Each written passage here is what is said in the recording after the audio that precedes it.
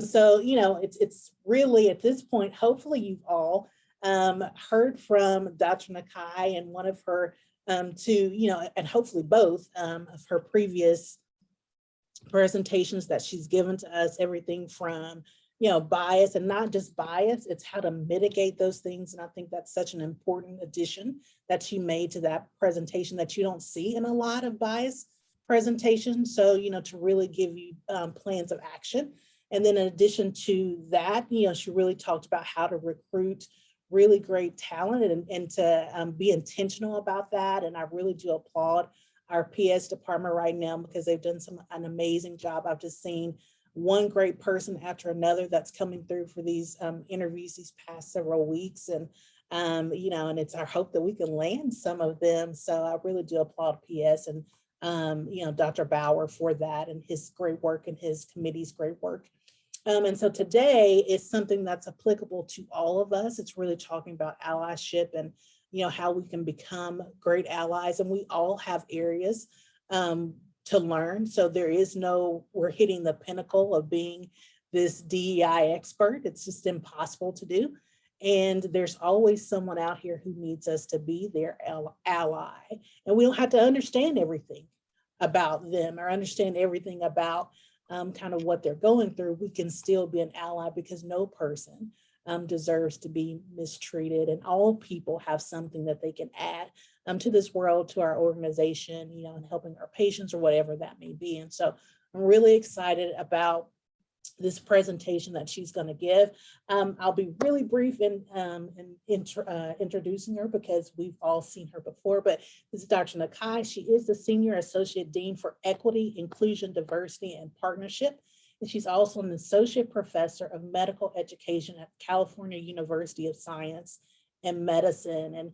And currently, she's just doing really great work and really helping, I think, you know, throughout the United States, you know, really helping people with practical things to do in the DEI space. And so I don't want to take any more of her time because she has much greater things to say than me. So I will hand it over to her. Thank you so much, Dr. Mitchell. I really appreciate it. I'm going to actually start with a story today. February 19th was the anniversary of Executive Order 9066, which is very close to me and my family. It's a presidential order that imprisoned my family for 3.5 years during World War II for being of Japanese ancestry, a violation of their civil rights as citizens. And my great-grandmother actually left an autobiography with many of her experiences and just her life for all of us. And she micro-published the book, wrote it in Japanese. My aunt and uncle translated it. And it was micro-published before there was Shutterfly, right? So she went to great lengths to be able to give this book to us. And my grandfather also left a lot of writings and memoirs. And so I want to begin today with a story. There was a young Japanese boy born in Northern California in 1918. He was the eldest son of an immigrant family that came to America to settle the West. At the age of 13 or thereabouts, he was making a delivery for his father, and you could drive back then. He just, as soon as you rolled enough to figure it out, you could drive, right? There wasn't licenses. But he was going on a delivery about 500 miles north to Caldwell, Idaho. And he drove his flatbed Ford to the town. He was alone for the trip. And then he made his delivery and he was heading back home. And as he proceeded through the intersection, another driver ran a stop sign and crashed into him. And he wasn't hurt, but he was afraid. He was an immigrant teen in a town that was not very friendly or welcoming. He was an immigrant farmer in an Idaho farming town where there were a lot of anti-immigrant sentiments growing. The woman who caused the crash actually accused the boy and told the police that it was his fault. And a crowd came to watch the scene. And the boy was terrified. He tried to explain what had happened, but no one would believe him. So he was cuffed and the officer led him to an open door of a police car. And in that moment, the boy wondered if he was ever going to see his family again. He'd heard stories of awful things that had happened to youth of color when they ventured where they weren't welcome. He was very aware of the terrible things that happened during that time. In that moment, he was powerless. there was nothing that he could do. And just as he was about to be shut into the car, the mayor of the town came onto the scene. He spoke firmly to the police officer and said, "I was sitting in the cafe window and I saw the entire thing. The crash is the fault of the other driver who ran the stop sign. You will release this boy and let him go on his way. He's innocent. And I will see to it that he's paid for the damages to his truck." The crowd that had gathered seemed restless and some people protested. The mayor continued and spoke firmly again. "This boy is allowed to leave. Should anyone prosecute him or detain him, they should contact me and I will stand in his place." So we can only imagine the relief that the boy felt as he began his long journey home. And he later wrote in his memoirs that the mayor probably saved his life that day. So why this story? The boy in this story is my grandfather. So I'm able to speak to you today because someone stood up for him and did the right thing in a moment when he wasn't able to do that for himself.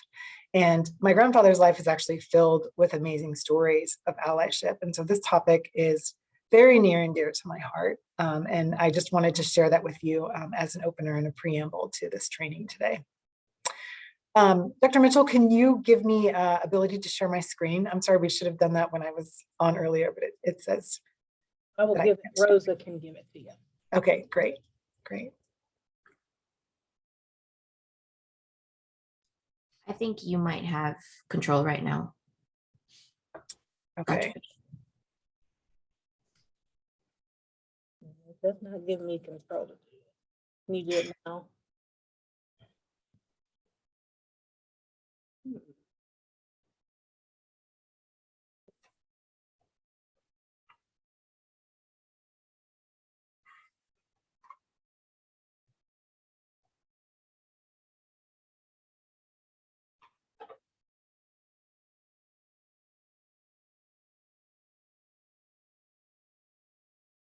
All right, let me see if I can. It still says host disabled. That's what it's telling me as well, Rosa. Okay. It's the host. That's interesting. I don't think I'm the host. Okay, hold on.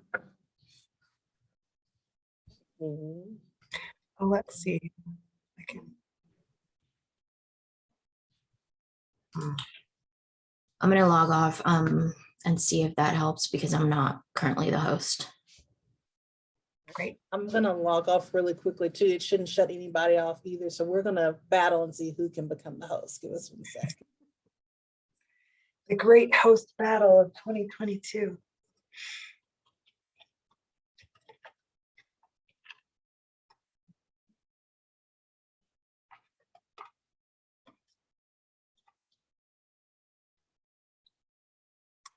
Here it goes.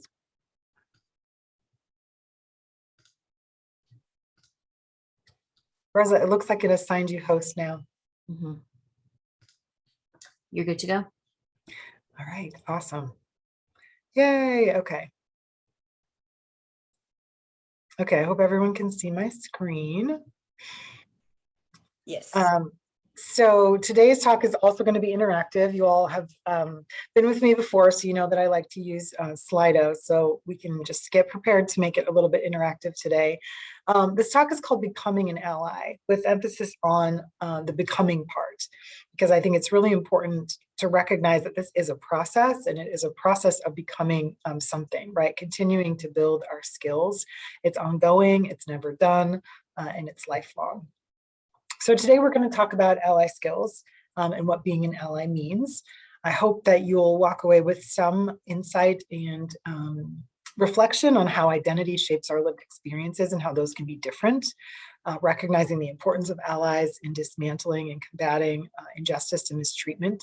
And we'll explore and practice some ally skills and then make a commitment to hopefully continue to develop ourselves and implement these skills. So first, just as our warm up to Slido, what are you hoping to gain from our session today? So you can scan the QR code with your phone and it will take you into your default browser of your phone, and then you can join the poll.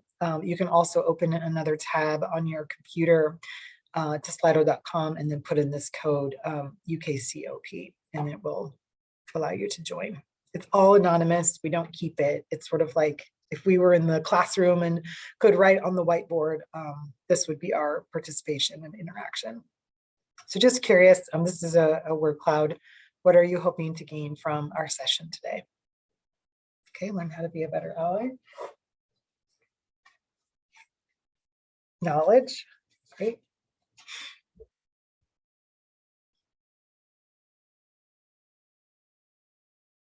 Advice on being an ally, okay.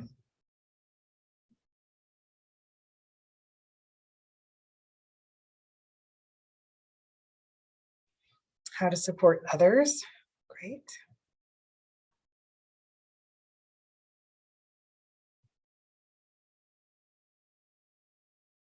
Okay, so hopefully you were able to join the poll.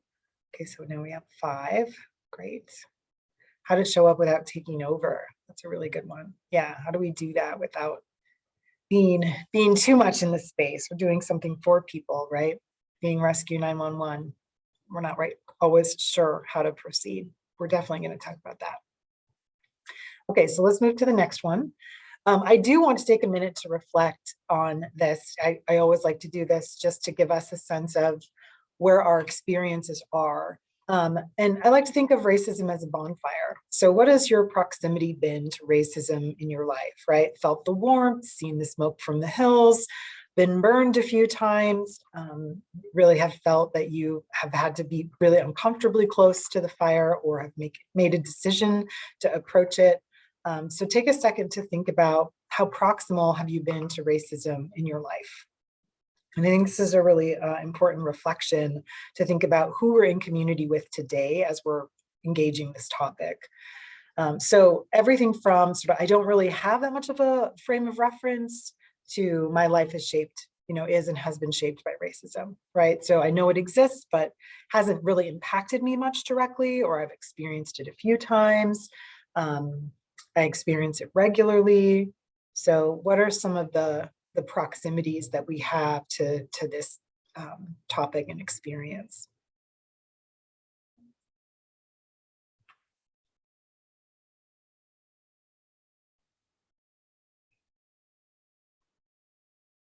And again, if you're just joining us, you can scan the QR code with your the camera on your phone, and it will take you right into the browser on your phone to the poll, and it'll just advance as I advance the slides.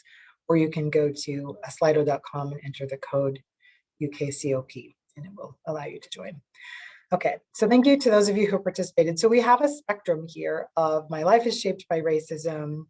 I experience it regularly. I know it exists, but it hasn't impacted me much. And I've witnessed it and supported others, but it hasn't directly impacted me. And so I think it's important to keep that in mind as we engage topics like this, that we don't come from the same points of reference, even when it comes to thinking about and dealing with and coping with things like racism and oppression. So thank you for your reflections on that. So let's start with just a couple of definitions. What is diversity? So I consider diversity to be a form of human capital, right? A resource. It's ways that we're different, including our distinct talents and abilities and experiences. Could be our perspectives, like some of us are architects and some of us are plant people and some of us are math people. And then also just culture, religion, gender identity, sexual identity, socioeconomic background, all of these other ways that make us distinctly different from each other. So that's what we mean when we're talking about diversity. I don't mean diversity as a proxy for race. A lot of people say diversity, or they'll say diverse students, but they actually mean students of color or ethnic minority students or ethno-racial minority students. So I really mean diversity in terms of all the ways that we are different from each other. What is equity?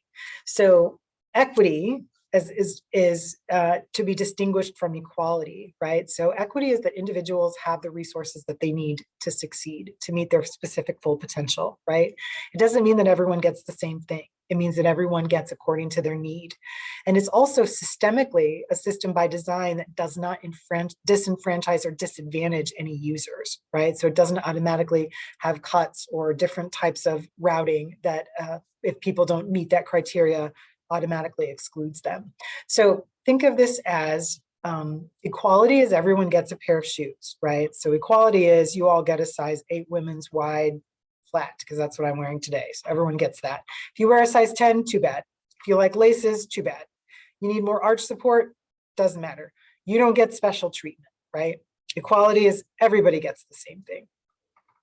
Equity is everyone gets a pair of shoes that fits for the task that they need to accomplish. You're going hiking, you get hiking boots. You're gonna go to a ballet class, you get ballet shoes. And you get the size you need and the width you need, and hopefully it will meet the needs for you to accomplish what your specific task and potential are with regard to that pair of shoes.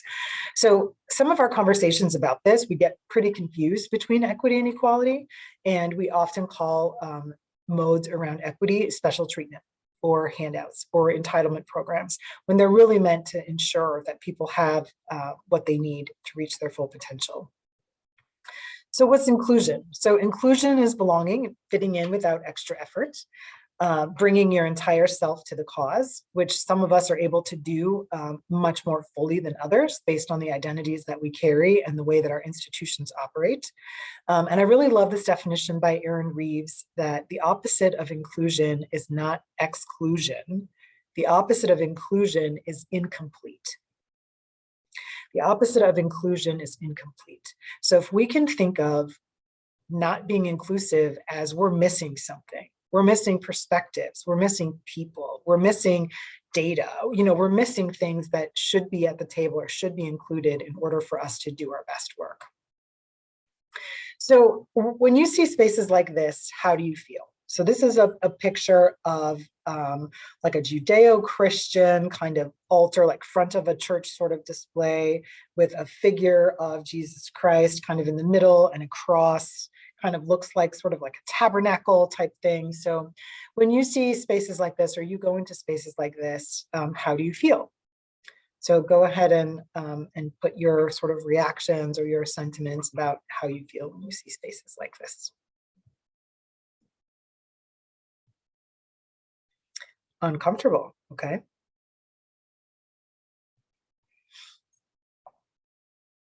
Comfort.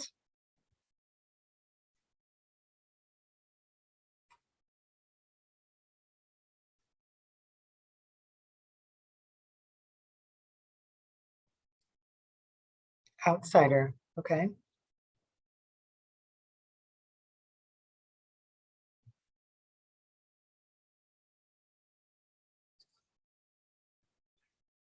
Distant, reflective, peace. Out of place due to the grandeur, okay.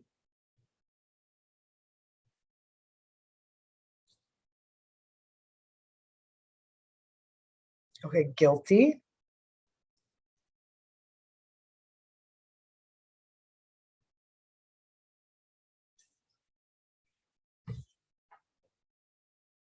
Comfort, okay.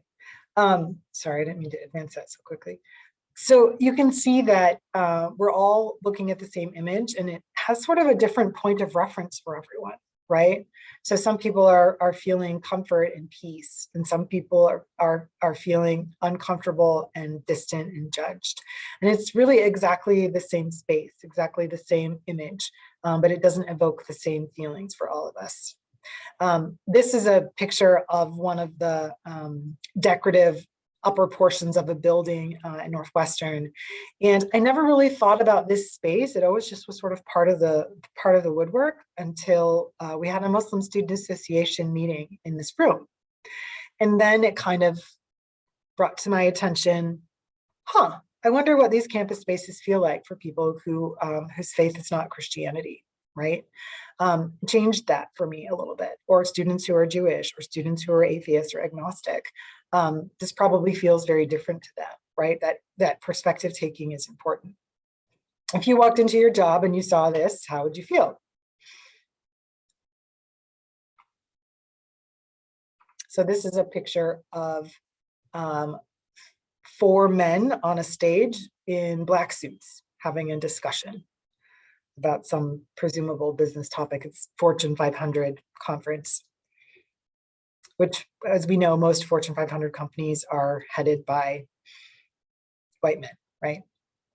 So if you came into your job and you saw this, how would this feel to you?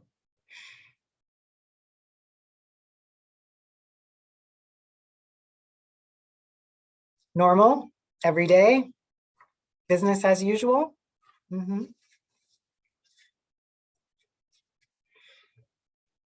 One-dimensional. Yeah, it might feel guarded. Might feel like sort of, well, here we go again. Another mantle, okay? Yeah, some of us may be a little bit cynical about constantly seeing this, right? Clueless executives.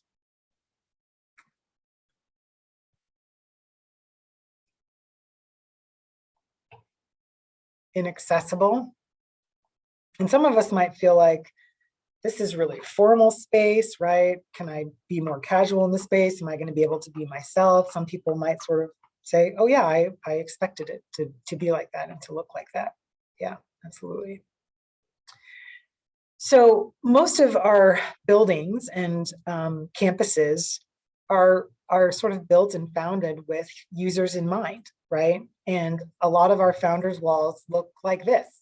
And I just Googled random founder wall photos, and this is what you get on Google, right?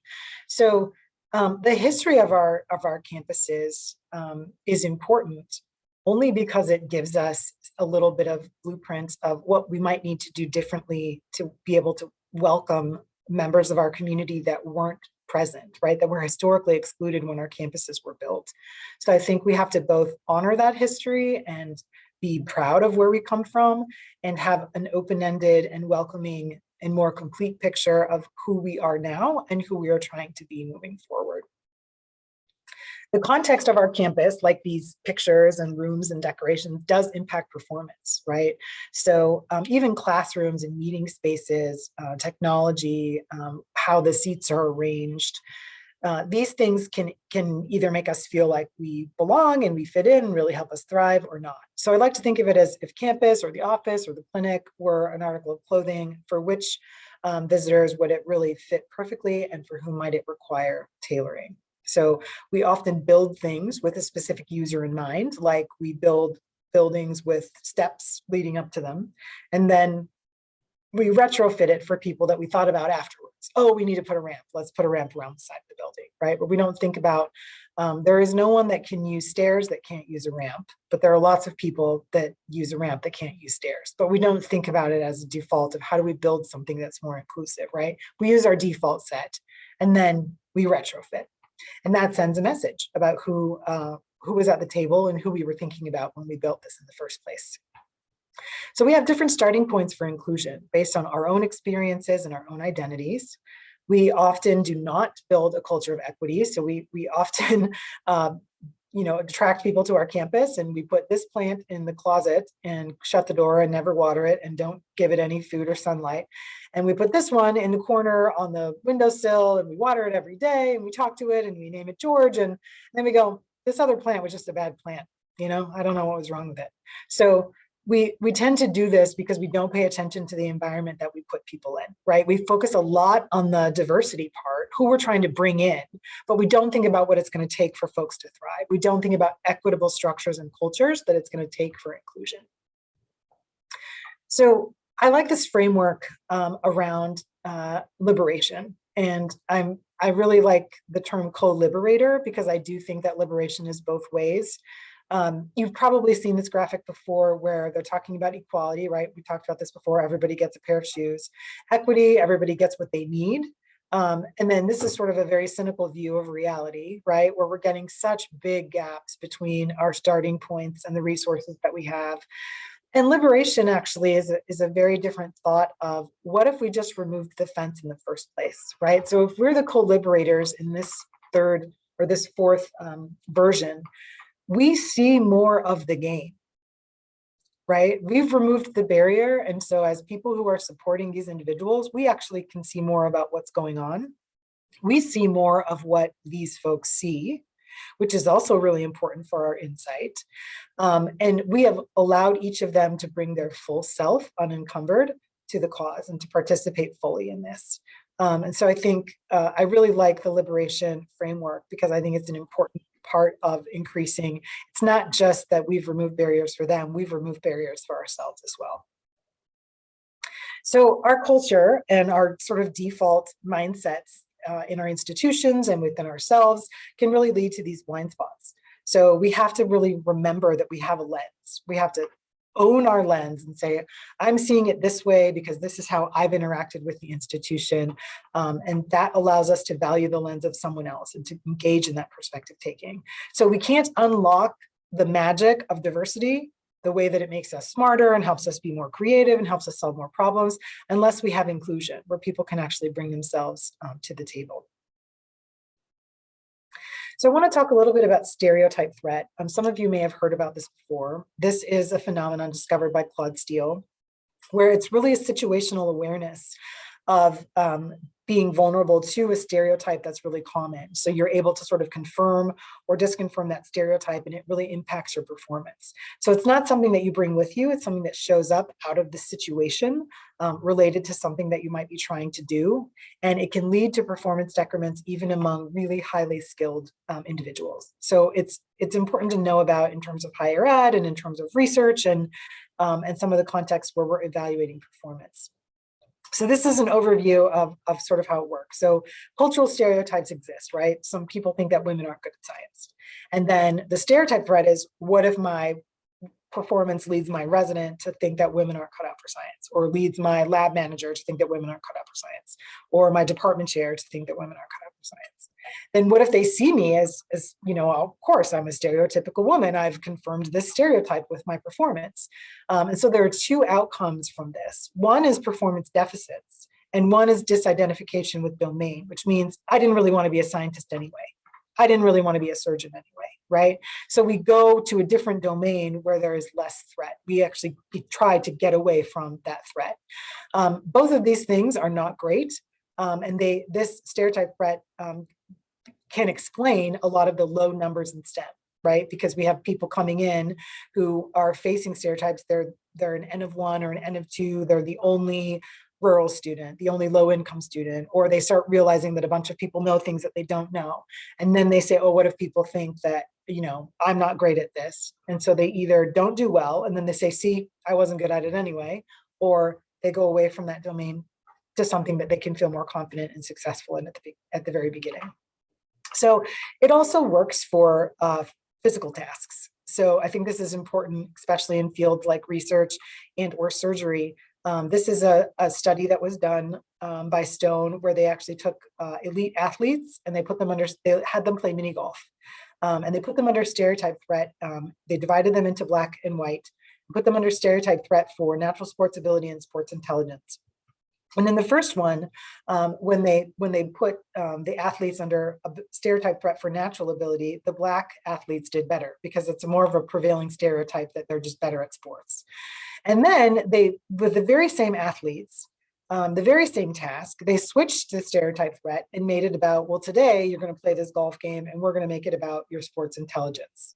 And you see an exact switch of what happened, right? All of a sudden, the white athletes' strokes go down and the black athletes' strokes go up. So this is just a really important concept to understand, is that the context that we're in really can impact our performance. And it's why allies that affirm belonging are so important, because our collective and individual performance and potential is related to how much we belong. So these are all very bad things in life in general, but also just in academia and in academic tasks we might be needing to complete. Anxiety, decreased memory, lack of focus. Some students describe it as running several scripts in the background while trying to perform in the foreground. I always leave apps open on my phone, which apparently my children think is like, you know, the death. And so they'll go to my phone and they'll just keep closing all the apps. Sometimes I have like 50 apps open at a time. They say, Mom, that makes your phone run so slow, right? So when you're trying to do too many things and worry about what this person thinks or what that person thinks or how I'm managing my presence in these different spaces, it makes it very difficult to perform. So stereotype threat, the condition has to be known or common. We typically have to be striving for a goal. So you can't put me under stereotype threat for being a ballet dancer because I don't really care about that, right? It has to be something that I care about and am invested in. The task has to be difficult. And you don't actually have to believe that stereotype threat is real to be affected, to have your performance be affected by it. So of course, it impacts and undermines interest in careers and leadership, causes, again, people to leave their fields. And the more you care, the more that it can be impacted on you. So I'll have students who, really, really want to do well as pre-med students, pre-health students, and they just pour their heart and soul into their classes, and their performance just doesn't add up to their work ethic or what they know. And when we talk about stereotype threat, it really makes a lot of sense to know, oh, this is why I'm feeling this way when I go to class. This is why I'm feeling this way when I'm taking exams. So allies can really play a role in mitigating these things and fostering inclusion and really increasing equity and diversity on our campuses. And that's super important because we can affirm belonging, address harm, stand up, speak out, and listen and believe the experiences that people are having that are different from our own.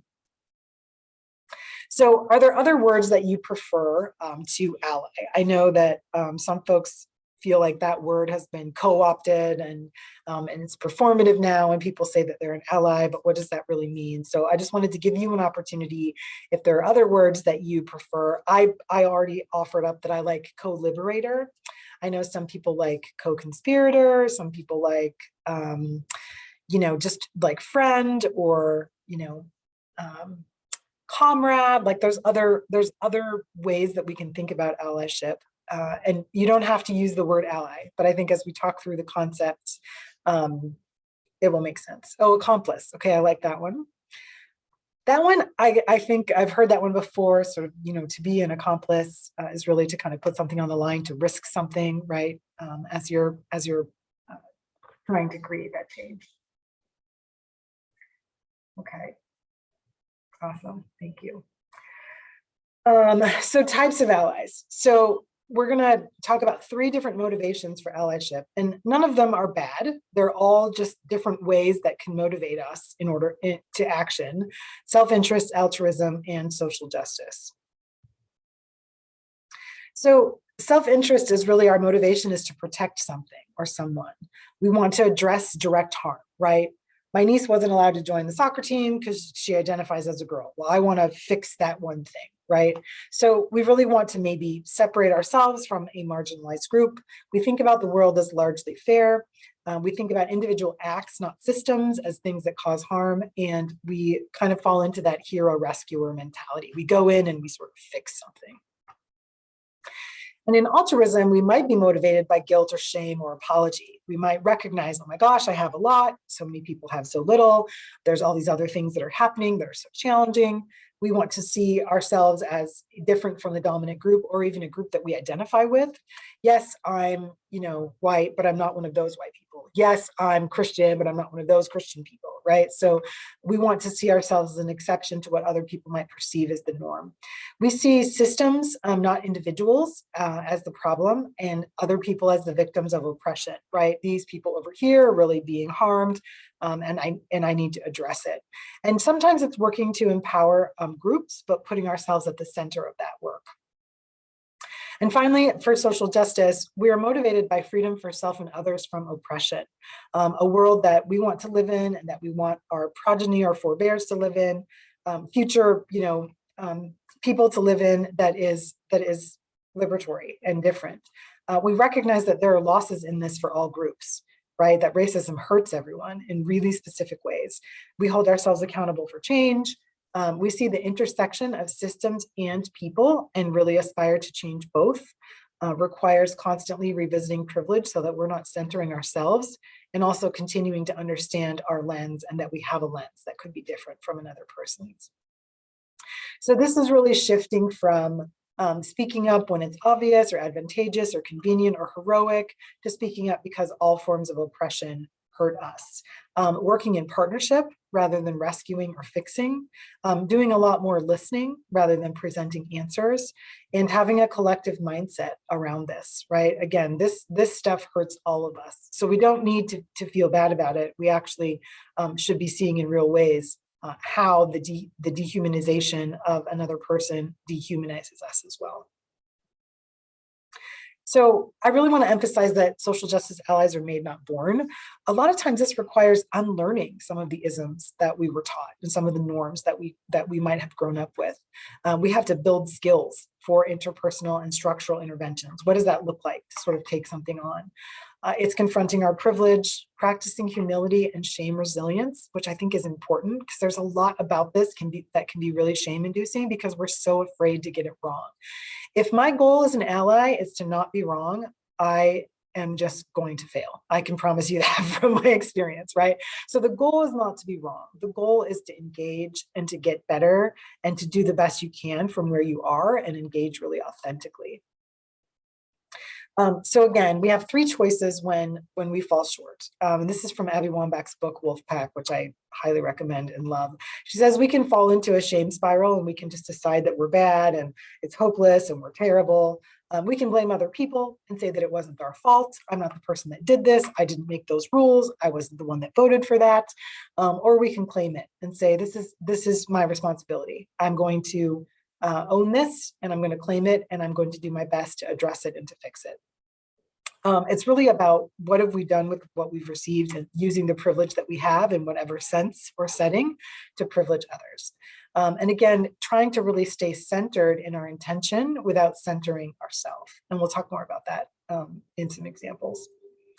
I do not like this picture, but I always show it because I think it's really important to leave space and grace for this journey for all of us. This is me, version 17.0 in 1998, my high school. I went to a costume dance and I dressed as Pocahontas. Sunny, version 17.0, did not understand cultural appropriation. I did not understand genocide of Indigenous people. I was not aware of the harms in language and culture. I grew up in the US school system, which means I didn't learn about the American genocide, the land, like the purposeful destruction of Indigenous people. And so this was the best that I could do at the time. I'm not a bad person in this picture. I was actually a really good kid.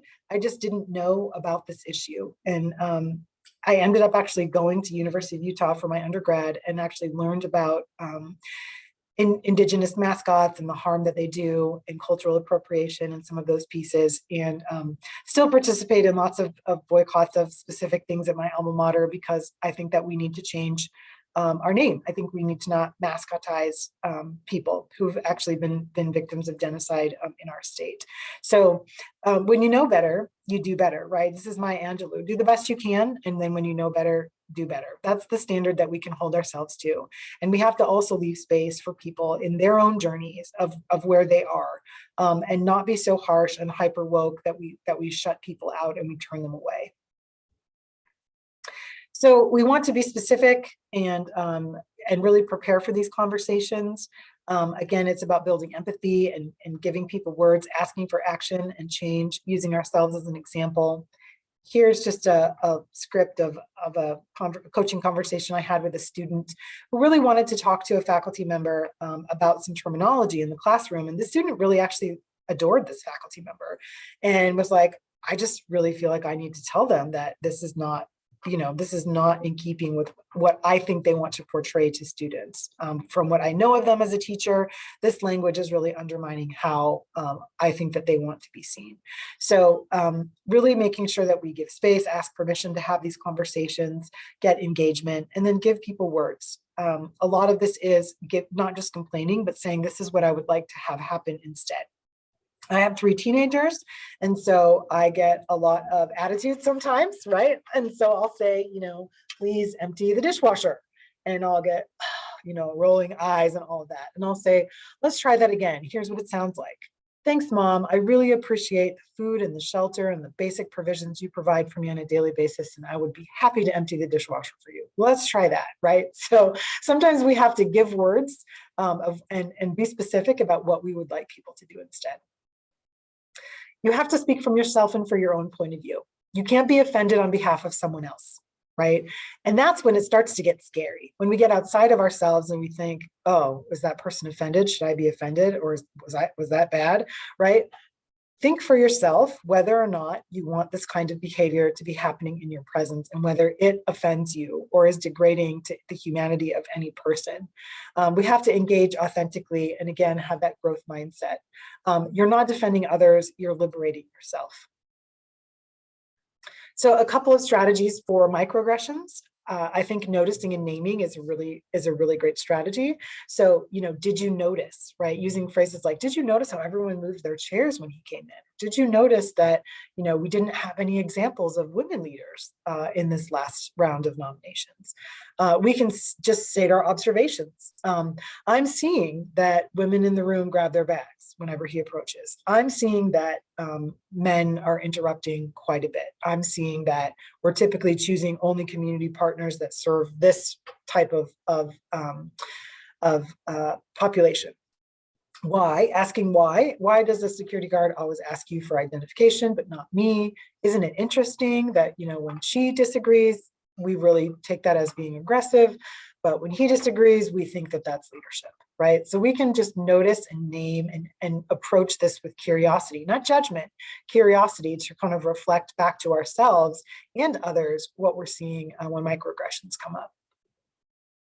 Some ally phrases that you can put in your back pocket, because most people didn't wake up this morning and say, I know that I'm going to see lots of racism and sexism, and so I'm going to be ready with my sword to defend it at any moment, right? But some of us do wake up and recognize that we're probably going to be shouldering quite a bit of sexism and racism on a daily basis. So one phrase, I'm surprised to hear that from you, right? And it's sort of, someone's behavior normally registers here and it's coming in lower and it's causing surprise, right? So why would someone say that? The students are they're just rotten, they're just brats. Wow, I'm surprised to hear that from you. Normally you're just so joyful about working with students. I wonder what's going on. You can ask, what did you mean by that? People often use very coded language. We talked about this in the bias session, the word fit, or, I just don't have a good feeling. People use coded language and we can often challenge that by saying, what did you mean? Can you say more about what you mean by fit? Can you give me something more specific besides just your gut, or you don't like the person? Can you talk about their credentials a little bit more, right? So we can ask people, what did they mean? And sometimes it sounds like, well, they come from a bad neighborhood. What did you mean by that? Right? So what is a bad neighborhood? So we can challenge people to really define and say more specifically what they mean. We can talk about our goals. My goal for this conversation is for us to move forward with a really great plan for supporting this student. So I want us to stay focused on that, right? So we don't get off the rails. We have some team norms that we use. We can always raise those. One of my favorite ones that Brene Brown talks about is someone comes to her with their hair on fire, really wanting to complain about another person. She always stops them and says, I just want to stop you and remind you that on my team, we talk to people, not about people. So I'm happy to have this conversation with you to help you prepare to skill up for a conversation with that person. But if you're not planning on having a conversation with that person, we're not going to continue to have this conversation about that person, right? So we can reset a little bit and talk about some of our team rules. We can listen. We can say, I'm listening. I don't understand this, but I'm listening. I'm still wondering why you would think that about this group, but I'm listening and I want to hear more. I need to understand this better. I had an amazing dean that I worked for a couple of years that would say, I need to be educated about this more, or I need you to educate me about why this is important, right? And so that really was an invitation, a real open door to engage. And then how can we work together on this, right? I think we have some common goals here. I want to step back and focus on how we can work together, not the ways that we are very different. We can challenge people to ask and reflect on what would make them think or say that. Sometimes in clinical settings, it's, well, this patient's not going to come back, or that patient's just lazy, or they just don't care, right? Very often in education settings, we hear things like, well, some families just don't value education. What makes you think that, right? Like, why would you think that some families don't care? Why would you think that these parents are not engaged? Stating our discomfort is a really good one. Sometimes just even when we don't know what to do, but things are just uncomfortable, just naming that feeling is really liberating for people. And I've been in settings and situations where we've had to do implementation or things have been really tight, and I'll say, I just want to pause for a second and name how uncomfortable this is, that we have to make this decision right now and we don't have all the information. And everyone will go, oh yes, this is so uncomfortable, right? So we can just lean into that discomfort and name that discomfort and sit with it for a second and see if other things come. Sometimes we need to pause or step back. We might be sort of getting ready to just run off a cliff. We might be engaging in groupthink, especially if things are really heated emotionally. We might need to give our brains that 20 minutes to come back online. Especially if in sessions, people are getting heated with each other, we know that as soon as threat response is activated, it takes about 20 minutes for our nervous system to recover. So we might just need to take a break. Like, I'd really like to suggest that we break for 20 minutes, come back. Like, that can be a really useful strategy in de-escalating a situation. Checking in and asking, this is what I'm hearing from you. Is that what you intended? We can state the impact. The impact of what you just said is that, you don't think that women are interested in applying for these grants. So if I'm understanding, but I'm taking the impact of what you just said is that you're not interested in furthering the candidacy of women for this. Oh, that's not what I meant, right? So we can give people an opportunity to restate and clarify what they said. And then finally, we're better than this. We as a faculty are better than this, or you're better than this. We can find a better solution forward that does not include this current path that we're on right now. You can indirectly address something, which very often you can just disagree, right? It's about disagreeing and not debating. When I first moved to Riverside, I joined a women's gym in kind of an older downtown area. And I got there one morning and there were a lot of folks who were unhoused. Riverside has a big problem with affordable housing. And so I went in the morning, it was like, 6 o'clock in the morning, and women are like, oh, the bums are back, that one crazy lady. And they're just, having this sort of raucous conversation that really, I felt like lacked a lot of empathy. And I do not, talk about people that way, but I didn't want to preach at everybody and be like, shame on you and blah, blah, blah. Plus I have to work out there, so I don't want to make it weird. So all I said was, I'm new to Riverside. I can't believe how many people don't have homes here. It must be so awful sleeping on the street. Tomorrow I'm bringing water bottles and granola bars, and I'm leaving them in the vestibules outside the building. And the women just kind of turned and looked at me like, oh, well, that was a really different way of thinking about what's going on, right? So I was able to just say something empathic without being really judgmental. And it can also happen with, when we complain about students, right? Oh, a student is such a pain in the butt or whatever. We might say something like, I remember what it was like being a student. It's so tough. Like, being a student can be really stressful, right? So we try to bring back some empathy in those situations to push back on judgment. We can just say, we can make belief statements. Before marriage equality was a federal reality, I said to my very conservative family 1 billion times, I believe that all families deserve equality under the law. I don't think that a person's family, in whatever construction it takes, whether there's a grandma and an uncle raising children, whether it's two parents that are of same gender identity, different gender identity, like, I just believe that all families should have that equality under the law. And that was all that I really could say. I mean, there were other arguments, but that was really what it boiled down to for me. And again, we can just say that we disagree. You don't have to debate everyone. It lets people know who are bystanders that there's another view, right? That you're not tacitly agreeing with something hurtful that's being said. And I use this one sometimes at conferences or you're at cocktail parties or something. I know it's been a long time since we've been at cocktail parties because COVID. But I remember once I was at a reception when I lived in Chicago, and somebody was talking on and on and on about undocumented immigrants. And I do a lot of advocacy work for DACA students and in medical education. And I just said, it's been really great, chatting with you. Like, I disagree with almost everything that you said. Maybe another time we can talk a little bit more about it, onto the canapes, right? So I don't want people standing around listening to the conversation to think that that went unchecked and that I tacitly agreed or approved of the things that they were saying. So I wanted to recognize the hurt by just saying that I disagreed. So reflective practice is also another place that you can start. If you're at the very beginning of your ally journey, I think reflective practice can really help notice and name. So thinking about opportunities that you've had to be an ally that you did not seize and maybe plan for next time. It's kind of that conversation of what you tell 10 friends after it happened, what you would have said, and they're like, did you say that? And you're like, well, no, but next time I'm gonna say that, right? That's actually really useful to continue to train our brains to notice and to be prepared for those opportunities in the future. What agreements are you going to make with yourself, right? What kinds of things will you allow and not allow? You can share allyship models with your colleagues and be a trusted person for problem solving if you have power or comfort in your identity or role. And think about, times that you've had an opportunity and fallen short. And again, spend time focusing on preparing for what you might do next time. So I would like for you to reflect for just a minute on where are you in your ally journey right now? Are you sort of at the beginning? Have you been doing this for a while? Are you trying to build skills? Like in coming to this talk today, where do you sort of assess yourself on your own ally journey?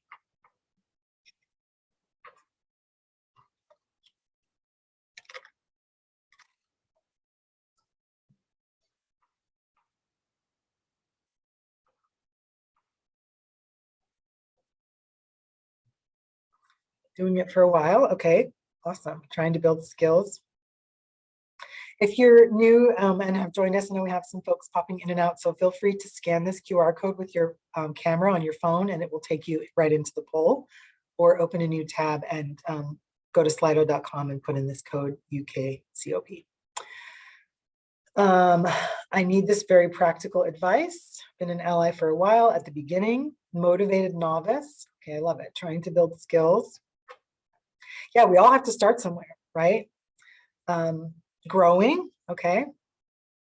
And this can be a pretty painful process. I went through some tough stuff, and if we have a little bit of time during Q&A, I can share a little bit more about the most recent learnings in my ally journey that were pretty tough, specific to anti-racism. Okay, thank you for sharing your thoughts. So our ally expectations, we are responsible. We take responsibility, right? So we didn't break it, but we own it. Every context that I share is my place. So I don't need to be, dubbed and knighted as the ally in a space to be able to speak out and make a difference. Our focus is really on understanding and noticing and asking, right? Employing our superpower of curiosity to recognize, where are these gaps coming from? Why is this so much different for this person than for me? Pausing and paying attention and finding out, making it our business to find out if someone is being treated differently or if these things are happening on our campus. We make it our business to find out. So Kim Scott has this great book called Radical Candor, which is really kind of this, that feedback is kind of the secret to growth. And it involves challenging directly and caring personally. I had a conversation last Friday with a colleague, a wonderful colleague of mine, who said something that was pretty microaggressive to another colleague in our student council leadership meeting. We have a meeting with the student council leaders and the deans. And, I don't think that the person even realized that what they said was hurtful. And I saw some of the students' faces sort of fall a little bit. And in that moment, I recognized that their trust in us and their belief in us as their leadership team and as their deans is really related to how we treat each other in their presence, right? And so me having this conversation with my colleague to say, I want you to know how this comment landed, because I don't think that's how you want to be seen. And I care about you and I care about us as a team and how we show up for students. And I want to be able to offer you that feedback, right? And so that kind of radical candor is hard. And it's taken me a long time to be able to get there, and also just to invest in building those kinds of relationships with my colleagues. But we do have to challenge directly and give that direct feedback and care deeply about the people that we're on this journey with. And I always think of it as the people who care about you are the ones that tell you have a big piece of spinach like covering your front tooth, right? Those are the people that care. The people that care are going to give you the feedback. The people that don't are going to be like, have a good day, and not say anything to you. And then you're going to get home and say, why did everyone let me walk around all day with this piece of spinach in my teeth, right? Why didn't anyone say anything to me? So it's a gift of honest feedback, right? It's really an act of care and concern for another person to offer that radical candor. We cannot address mistakes of which we're not aware. And our positions in privilege and leadership often grant us the privilege to listen, not to listen, to disbelieve, and to ignore the things that we're told. So as allies, we should really want to know those things. And you can stand in solidarity by listening and witnessing and validating, which early in my career at Northwestern as the director of diversity office at a very historically white university, I did a lot of listening and witnessing and validating because I wasn't in a position of power to create a lot of change, but I created a space where students could bring their full selves and let down their hair for a minute and speak honestly about their experiences and know that we believed them and the community that we created believed them. And that gave them, some strength and validation to continue to soldier on through their careers. It's an invitation. So what you do when someone gives you honest feedback, it will determine whether or not you're gifted that feedback again. And naming racism and sexism and mistreatment lets people know that you're an ally. So it's not this notion of if we don't talk about it, then it's not real. Because for the people experiencing the harm related to these things, it is very real, right? So I heard the other day someone saying that they're not going to use the term racism, they don't like it, they're going to use social aggression or something instead. Those kinds of euphemisms are not helpful because to people experiencing racism, it is very real. And this last point, you don't have to have all the answers, you just have to be willing to continue to listen. And that's a big part of it, right? You don't have to be all-knowing, you just have to be in it and be willing to accompany people through some of this difficulty. So here's an example of a shifting into ally frameworks. So someone might say, the security guards always racially profile me. And typical response is, what? That guy, Alan, he's so nice. He gives me leftover donuts. I can't believe it. Wow, you don't like Alan. Geez, what's wrong with you, right? But an ally response is sort of, again, it's that curiosity as the superpower. It's like, huh, Alan's really nice to me, but you're not having the same experience with Alan. I wonder why. Tell me more. I'm really sorry to hear that, right? I'm having a hard time with my supervisor. She's mean to everybody. Don't worry about it. That sounds really difficult. How can I help? Right?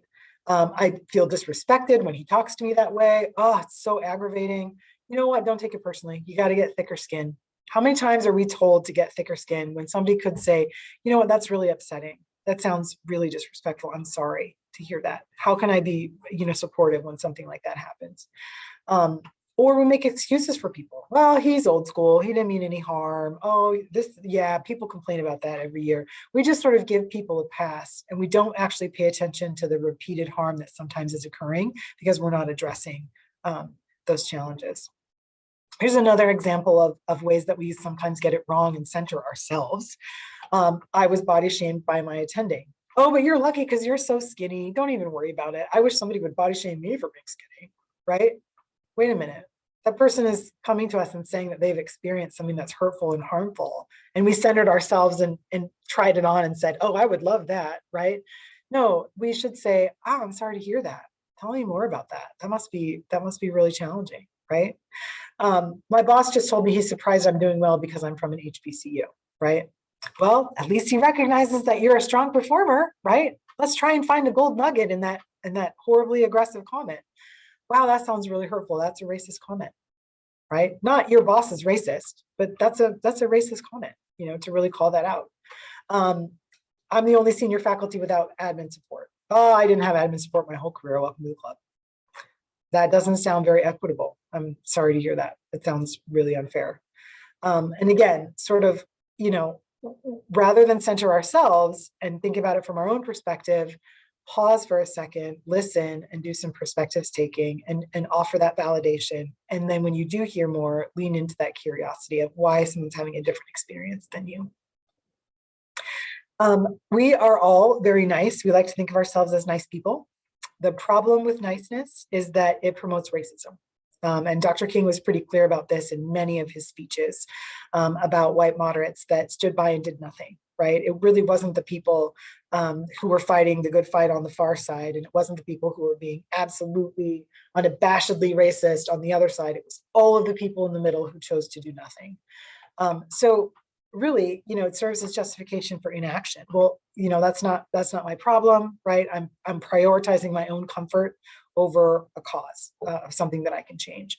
So again, none of this is our fault, but dismantling it is our responsibility, right? It's like I tell the kids, we have 2 very large dogs. If you're on dog duty, it's not your fault that the dog puked on the floor, but you're on dog duty. So therefore it is your responsibility to clean it up, right? So we are the current beneficiaries and operatives of the system, and we cannot act like we don't have those positions of power and influence when these things happen. Because if we abdicate our responsibility, then whose responsibility is it? Certainly not the people who are experiencing harm that are more vulnerable than we are, right? So immediate actions that you can take. You can express your support for DEI to everyone that you supervise or lead. Let them know to bring directly to you any problems or challenges, and not that you're going to solve them, but that you always want to hear them, right? Personally offer solidarity to colleagues who are addressing this. You can seek resources for your own development. Become involved in existing structures or platforms if there are committees or task forces, or if you have an anti-racism task force, and add diversity, equity, inclusion to your mission areas in measurable ways, right? And offer funding and support if you control resources. Add them to your materials, right? So what does our website look like? What does, is it accessible? Is it readable? Are we able to reach people who are coming to us from different backgrounds? Do people see themselves in the programs that we're presenting? Ask for the data on climate and representation and mistreatment and harassment. And if there isn't any, then make sure that this is being collected so that we can understand what our campus is like from all perspectives and views. Investigating policies and procedures at your institution. I always like to ask people who are male identified, do you know who the Title IX officer is? Have you done training in Title IX? Are you aware of grievance procedures? Because most people who don't think that they're ever going to need these resources don't think that they need to know what they are. But to be an ally, you do. So I make it my business to understand how all of these things work, so that when a student comes to me, I can give them really clear, specific, concrete information about what I'm going to do with their complaint, how we're going to keep them safe from this point forward, know that person on a first name basis, my Title IX officer. So these are things that you can do to prepare yourself to be a good ally. And if you as an ally find that there are holes or that you can't navigate these structures and resources when there's no problem, reflect on how it might be for people who are needing these resources in a moment of distress, right? So work to improve those processes and policies if you can, and find those gaps. Again, if you control resources, allocate them accordingly. Challenge expressions that are inconsistent with your ally identity. Again, it's about co-liberation, not about rescuing. Practice giving and receiving radical candor, which you can do with some safe and trusted colleagues. We like to call them inquiry sessions, inquiry practice sessions, where the question is sort of, what kinds of things could I be doing differently that might increase the performance of the team? What am I doing to really contribute to us moving forward? What am I doing to move us backwards? Even just those forms of feedback can really help build some of the muscles for ally skills. Choosing to model alternative pathways, promoting systemic change around power and privilege. Maybe it's looking at leadership structures, being more inclusive, being civically engaged. Vote with your dollars. My family uses the Human Rights Campaign, the HRC. They have an equality handbook. And so they list a lot of the practices and political causes and funds that most companies and corporations support. And so we look at the HRC score, and that's how we kind of try to determine where we're going to shop and buy things, so that we vote with our dollars. So it's a very small thing that we can all do to try and support practices that support the values that we have. Broadening our definitions and continually learning. We're really never done. The language is always changing. We have to educate ourselves and look for opportunities to do that without burdening others. Getting comfortable with humility and accepting our limitations. Focusing on impact over intentions is really important. So we often say, well, what did I mean versus what I intended and what the impact of my words or actions really was. speaking up and acting up and doing your part when you can, and really being mindful of some of the intersections of this work. And again, listening and accepting truth when it's entrusted to you is a really big step of allyship. So what is one commitment that you can make today on your ally journey?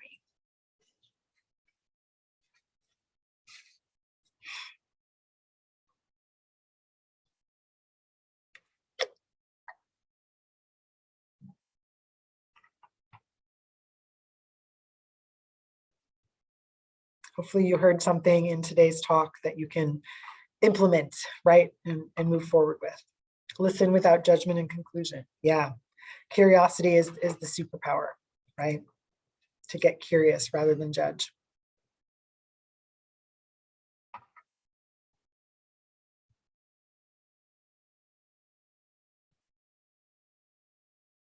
So listen.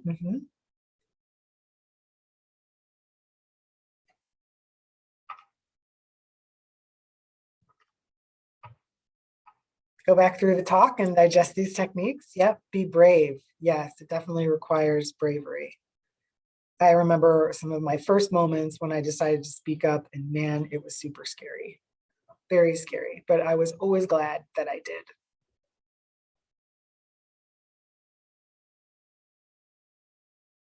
Every space is my space to speak up, absolutely. Be fully available when people ask you. Yeah, wondering about if someone really is asking for your time, right? Making ourselves available. Don't be nice. Yeah. Being clear, right? Clear is kind. We're not talking about niceness, but we're talking about kindness, right? And that honesty is a big part of kindness. And I think when most of us are honest with ourselves, we really want people to be kind to us, not nice to us, right? We don't want to be infantilized and treated like we can't handle the truth and kept out of the loop. We really want people to be straightforward with us in a clear way. These are really good strategies. Awesome. Okay, so that is the end of the formal. We'll open it up for questions. Oh, I did want to share my book. I always put this at the end of my talks. I have an advice book that centers the stories of historically excluded and marginalized minoritized students in getting into medical school. So let me go ahead and stop sharing my screen.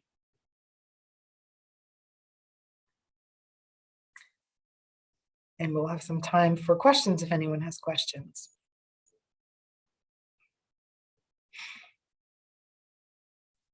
I think maybe I'm wrong. I think people may have typed some on the questions on your Slido. Oh, okay. Maybe I'm making that up.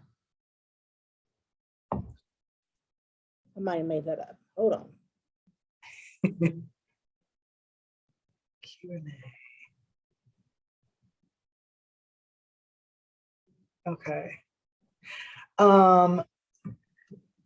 Okay, so one is at a professional holiday party, faculty referred to a colleague across the room as Oriental. Yeah, so this is a common one where like someone might use a terminology that's really outdated. And so I like to ask for permission to engage. In fact, this happened to me the other day because someone who was speaking that was giving a training here at CUSM used the term sexual preference instead of sexual identity or sexual orientation. And so my approach to this is always, if you have occasion to sort of pull them aside in that moment and say, can I offer you a more updated term, or I'm aware of a more updated term, would you like to hear that?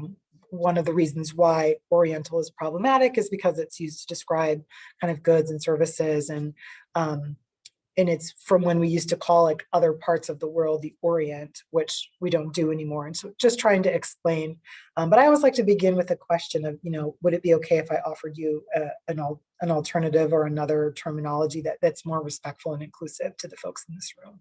And that can be helpful, just because most people will say, oh yeah, please, rather than feeling corrective, you're sort of making an overture and offering and asking a question.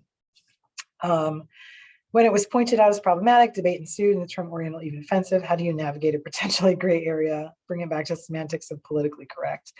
Yeah, so I appreciate that. So being politically correct is framing DEI work as transactional, which means there's some sort of code book, there's some sort of dictionary, there's some sort of handbook where if we follow this set of rules, we won't offend people, right? So the whole premise of political correctness is not offending. So remember at the beginning I said, if our goal is to not offend people, we have to quit now, because in our relational messy spaces, we definitely are going to come up against ambiguities and gray areas. So we have to step back and make it relational and say our goal in being in relationship with each other as colleagues is mutual respect, right? And so then it changes, what kind of language do I want to use if my goal is for my colleague to feel respected, right? So it's not about whether that term is right or wrong. It's about whether that term connotes the respect that I want to convey to a person that I'm in relationship with, right? So whenever we are thinking about wanting the rule book, that is about power. That is about not wanting to be wrong so we can have power over. And if we really recognize that people call themselves any number of things, right? Some people who are Indigenous or Native American prefer the term Indian. I don't use that because I'm not part of that group and I don't know. If they ask me when I'm in relationship with them and working together to use that term, I absolutely will because they're asking me to, right? But in how I comport myself in other spaces with what I want to communicate, that might not be my preferred term, right? And I have to recognize that people are not carrying the banner for their entire group.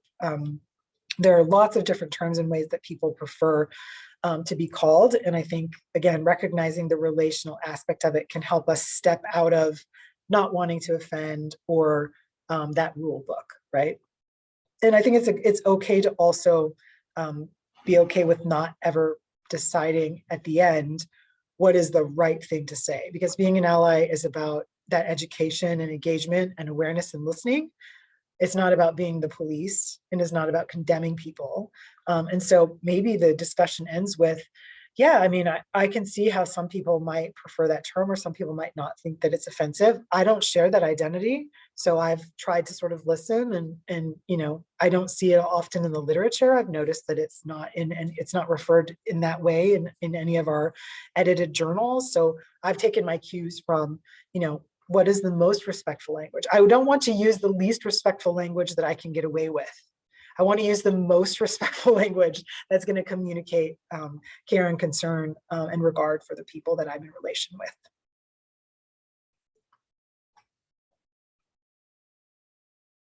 That's a really good question.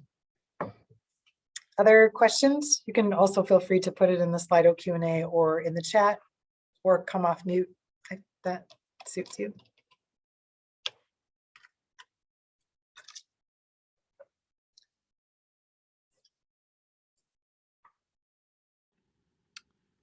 Dr. Nakae, I have one. Thank you so much once again for a fantastic talk. I feel like your talks go to a level that I've not experienced before with this topic, so it's been fantastic. Thanks again. I was really interested in one of the things you had on a slide, the ally credo that you mentioned. Would be a good thing to do. It was kind of really fast though. Do you have any additional things you can say about that, or maybe an example or something where that could kind of lead us to think about that and how to do it? Yeah, so I think it's the commitments that you're willing to make, right? So I will not shy away from discomfort, right? Like just the things that sort of come with developing those skills. I will, speak up or disrupt harm when I see it. What are some of the commitments that you're really willing to make? Maybe it starts with just, I will notice. And I did a training last week and the question was, we did small group breakouts and the question was to think of a time that you could have been an ally and you weren't. And one person was like, I really can't think of anything, and I said, it's a really great place to start. And one of the things that you can do is you can ask someone with a different identity than you to bring to your attention specific things about a meeting or an interaction or a course that might not be on your radar, right? So at the end of the meeting, some people who identify, this person happened to be a cisgender white man. So some people who don't identify as cisgender white men might say, I can tell you the number of times that women were interrupted in this meeting. Oh God, I didn't notice that, right? So you can ask people to help you see dynamics that you're not seeing if that's where you are at the very beginning. So maybe your ally commitment is, I will ask people about their perspective, right? So how did you think the meeting was, right? Or how was that experience for you, right? Really kind of wanting to know, not just saying, I'm going about my way with only my lens, but actually working to expand my perspective and inviting people to share with me how their perspectives are different. So kind of where you are, so making those commitments to do something every day. And it's incremental. It's not going to be, a big thing that happens overnight. It's incremental in building up that muscle for discomfort, because a lot of these conversations really are uncomfortable. Great, thank you. Sure.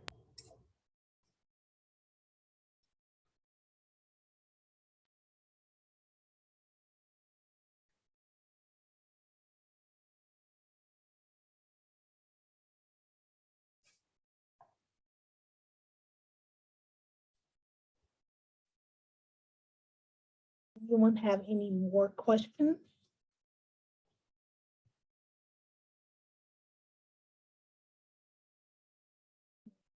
I just think this is, an important topic, especially when it's talking about taking, everybody taking ownership, right? So I can remember, a couple of years ago with George Floyd and Breonna Taylor and all those things. And I'm always happy to help in any way I can, but you kind of get, when you're a person of color or from a marginalized group, I think sometimes you're bombarded with, how can I help? How can I help? How can I help? And that can be really exhausting, right? I mean, you want to be helpful, right? But you're already, tired, I think, as well. And so do you have any kind of tips for people who want to be helpful in those kind of big situations and things that they can think about doing, Dr. Nakae? Yeah, I think sometimes it's just being the person to raise the issue. When issues of racism come up, if it's a person of color who's carrying that banner, it's much easier for some folks to dismiss and say, of course you're going to say that because this applies directly to you, right? So especially when you're not the person to whom it applies, right? So when men sort of are the people who stand up against sexism, it looks very differently and is received very differently, because again, those are our relative positions of power and influence based on identities, intersections, and positions that we carry, that we can create that change. So offering to be the person to carry the banner, I'll raise this with the dean. I'll ask about this. This didn't happen to me, but I'm going to put it on the radar as something that's really important. And sometimes that can be helpful. I do think we have to also take care of ourselves in this process. It can be really exhausting to continue to take on some of these issues and challenges. I will share one of my recent ally learnings, and it is around criticism of people of color who are in leadership. And one of the things that I think I didn't recognize was that when people who are not represented or have been historically excluded from leadership within institutions occupy certain posts, they are everything that they do stands out and is amplified, including all of their mistakes. And so if I am a person and I consider myself an ally, and I decide that I'm going to criticize a leader, whether that's a woman leader or someone who's, again, historically excluded from leadership, my criticism weighs a lot more within the quotient of racism or sexism that's in the institution, and I can't control what a person is going to do with my criticism. So in some ways, I could be giving that person permission to be a little bit more sexist, to be a little bit more racist. Oh yeah, you're right. That person's not doing a good job, right? And then it gets amplified in these ways that go through an institutional lens and an historical lens of racism and sexism and exclusion.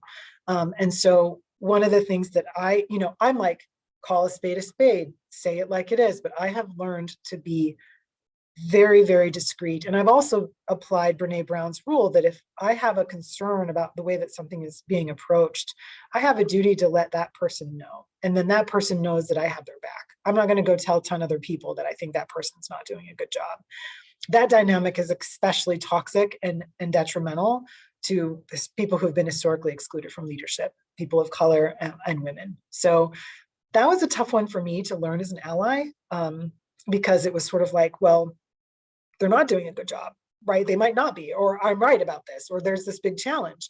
And that actually doesn't matter. If I want to be anti-racist, I have to be responsible for my words from beginning to end. And that's understanding that the impact of my words, I might not intend my words to be used and weaponized against that person, but they can be. And so I have to be responsible for that in ways that I hadn't thought about before.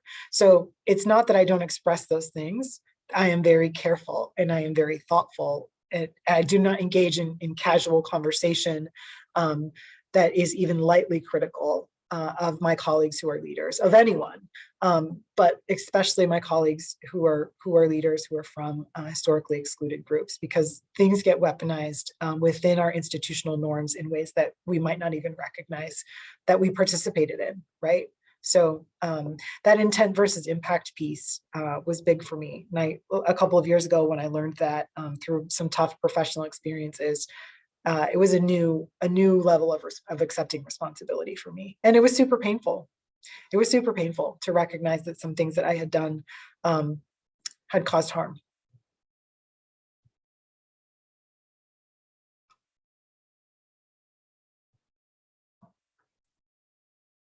Anyone else?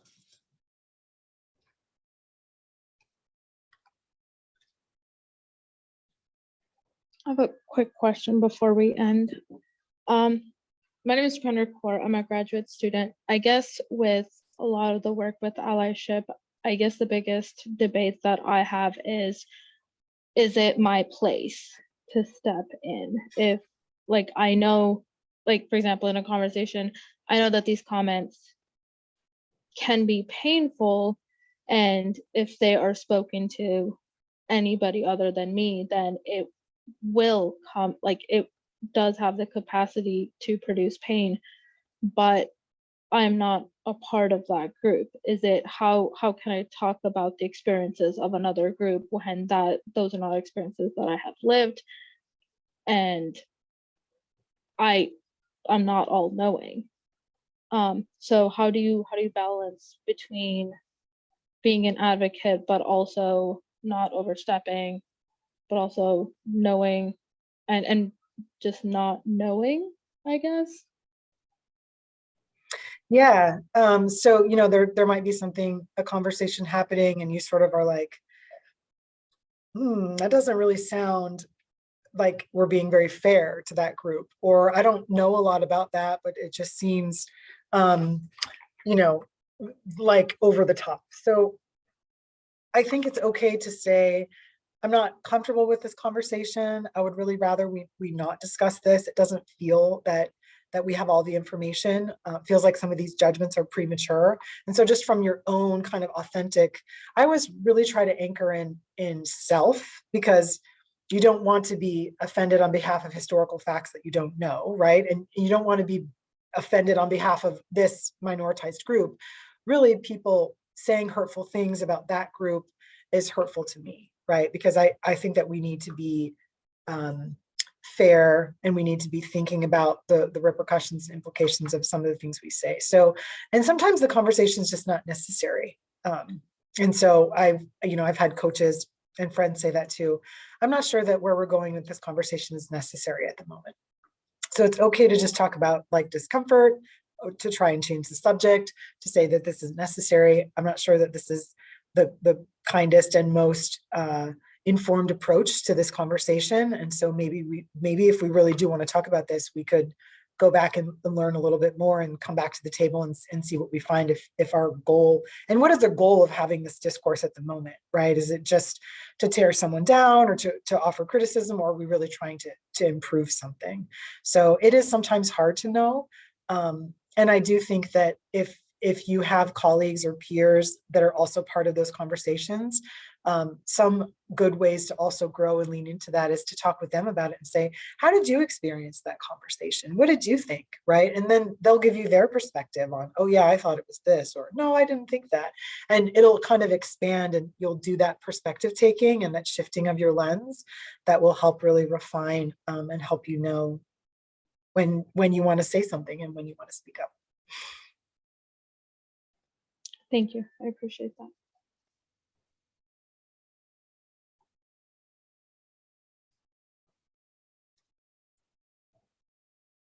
Well, if there are no more questions, I think, people will, can receive 5 minutes back in their day, which we can do a lot with 5 minutes. So I just would, really like to thank Dr. Nakae. This again was another amazing presentation. I love the way you really get people to participate and to think and think outside the box. And every time I learn something, and every time there are notes and things written down. So I definitely do, appreciate that. We all have places where we can learn and to grow. And so thank you for everyone who has attended. Again, this is recorded and we'll make sure we get it posted so that people, can share it with others, within our college, because I think we all have something that we can learn from that. So at this point, I will allow y'all to head on out of here.